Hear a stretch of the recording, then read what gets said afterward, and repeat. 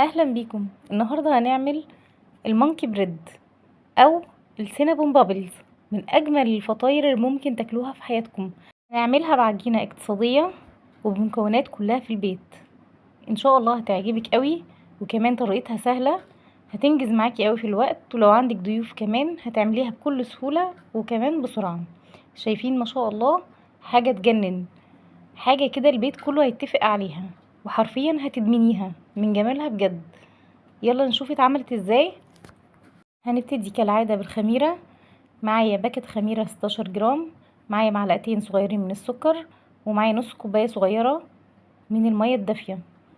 هنزل كده المية على الخميرة، وهنزل معاهم معلقتين صغيرين من السكر، وهبتدي اقلبهم كويس قوي، وهسيبهم كده على جنب لحد لما اتأكد ان الخميرة بتاعتي شغالة وكويسة والسكر يتفاعل معاها. معايا كيلو بقى من الدقيق، هحط عليهم معلقتين كبار من السكر، وعليهم معلقة صغيرة من البيكنج باودر، ورشة صغيرة من الملح. هقلب بقى المكونات الجافة كده مع بعضها، بس تقليبة بسيطة. بعد في الوقت ده هنزل ببيضة كاملة، وعليهم تلت كوباية من الزيت، حابة تستخدمي زبدة مفيش مشكلة. هنزل بعد كده عليهم بالخميرة بتاعتنا، وبعدين هنزل بالمية بتاعتنا تكون مية دافية. هكتب لكم المقادير كلها بالتفصيل في صندوق الوصف، واقول لكم انا استخدمت مية قد ايه. في الوقت ده كده العجينة بتاعتي بدأت تتقل، ولازم اعجن بايديا زي ما انتم شايفين كده. هنزل مقدار المية واحدة واحدة كده لحد لما اتأكد ان عجينتي مش محتاجة مية تاني.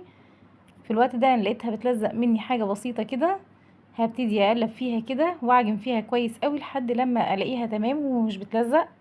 الحركة دي بقى كويسة قوي ان هي تخلي العجينة هشة قوي ومميزة، ودايما عجينتك هتكون مميزة. هضيف معلقتين كبار من الزبدة او معلقتين كبار من الزيت. لما الم العجينة كده هبتدي بقى الم العجينة بتاعتي زي ما انتم شايفين كده. ما شاء الله هي كده ممتازة. هرجعها في البولة بتاعتنا اللي احنا عجننا فيها، وهسيبها لمدة نص ساعة. بس المهم ان احنا نغطيها، وهسيبها لمدة نص ساعة عشان تخمر. في الوقت ده هبتدي اجهز صوص الكراميل اللي معانا.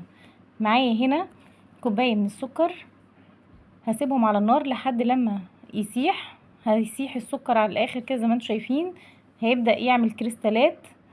مش هتحطي المعلقة خالص، المعلقة مش هنحطها غير لما لونه يتغير كده، وابتدي اجيب اللي على الحروف كده في النص زي ما انتم شايفين. هقلب فيه بقى كده، مش هسيبه عشان هو بياخد لون بسرعة قوي. هفضل اقلب فيه لحد لما اوصل للون اللي انا عايزاه. معايا بقى معلقتين كبار من الزبدة، هنزلهم كده على السكر. هو كده بقى لونه حلو قوي، وبقى وصل لدرجة الكرملة اللي انا عايزاها. هحط معاهم نص كوباية من المية، بس هنزلها بشكل تدريجي عشان الفوران اللي بيحصل من الكراميل ده زي ما انتم شايفين كده. ولازم الحاجة اللي معاكم تكون واسعة. انا كده قفلت النار على الكراميل بتاعي. هنزل بقى معايا بنص كوباية من السوداني. صوص الكراميل بالسوداني بتاعي بقى جاهز. في الوقت ده هبتدي اجيب العجينة بتاعتي وهنزلها، بس للأسف المقطع ده ما تصورش معايا، وهنزلها واقطعها زي ما انتم شايفين كده. من صوص الكراميل بتاعنا جاهز، ونزلته في الصينية والقالب اللي هسوي فيه زي ما انتم شايفين كده. انا مش عايزة الشكل مهندم ولا اي حاجة، هو كده تمام. معايا بقى هنا نص كوباية من الزبدة السايحة، ومعايا كوباية من السكر على القرفة، سكر وقرفة بس يا ريت يكون السكر بودر، مش ما تحطيش سكر اللي هو الحبيبات، علشان هتبقى العجينة معاكي مسكرة زيادة عن اللازم. هبتدي بقى انزل الكرات دي في الزبدة زي ما انتم شايفين كده، وهنزلها على طول في القرفة والسكر اللي معانا. هاخدها من هنا هنزلها على الصوص الكراميل اللي في القالب بتاعنا. انا ما دهنتش القالب بتاعنا اي حاجة، وبكده الكمية بتاعتنا هتكون جاهزة. زي ما انتم شايفين هسيبها تخمر لحد لما يتضاعف حجمها. الجو الحر ده هياخد تقريبا كمان نص ساعة، وهتلاقي الحجم بتاعها بقى كويس قوي. ما تزوديش عن كده، هي كده تمام، وحجمها اتضاعف قوي وخمرت وتمام قوي. هدخلها على فرن جاهز مسبقا او ساخن مسبقا على درجة حرارة 200. هتاخد معايا تقريبا تلت ساعة مش اكتر من كده. في الوقت ده هجهز الصوص الابيض بتاعنا اللي هو حليب المكثف. هنزل بكوباية من الحليب البودرة، عليها كوباية من سكر البودرة، وعليهم نص كوباية من المية المغلية زي ما انتم شايفين كده، مش اكتر من كده. كل ده في الدورة بتاع الهاند بلندر او الخلاط. ومعايا نص كوباية من الزبدة بدرجة حرارة المكان، ومعايا معلقة كبيرة من الفانيليا. هبتدي بقى اخلطهم كويس قوي بالهاند بلندر او في الخلاط، مش هتفرق كتير. المهم ان انا هضربهم كويس قوي لحد لما قوامها هتتقل معايا. انا نزلت الخليط بتاعي في البوله عشان يكون واضح معانا كده، والسمك بتاعه يكون واضح. انا عايزه السمك ده، هو كده تمام. انا كده طلعت المخبوزات بتاعتنا من الفرن.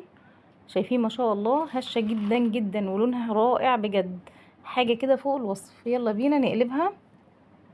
هبتدي اجيب صينيه بقى او اي طبق انت عايز تقدمي فيه، وهبتدي اقلبها كده زي ما انتم شايفين. المهم ان هي تتقلب سخنه علشان تتقلب معاكي بسهوله. شايفين بقى الجمال؟ ما هذا الجمال بجد! ايه ده؟ حاجه تحفه. هنجيب بقى الصوص بتاعنا وهنغرقها بقى كلها بالصوص القمر بتاعنا ده. مش عايزه اقولك على شكله، لونه، طعم، حاجه كده فوق الخيال. روعه بجد، روعه. عايزه اقول لكم قد ايه هشه، ولما فضلت لتاني يوم فضلت بنفس القوام بتاعها، فضلت هشه زي ما هي وجميله وكأنها لسه خارجه من الفرن. شايفين ما شاء الله؟ حاجه تحفه. لو وصلتي بقى معايا لحد هنا متنسيش بقى اللايك والشير والاشتراك في القناه.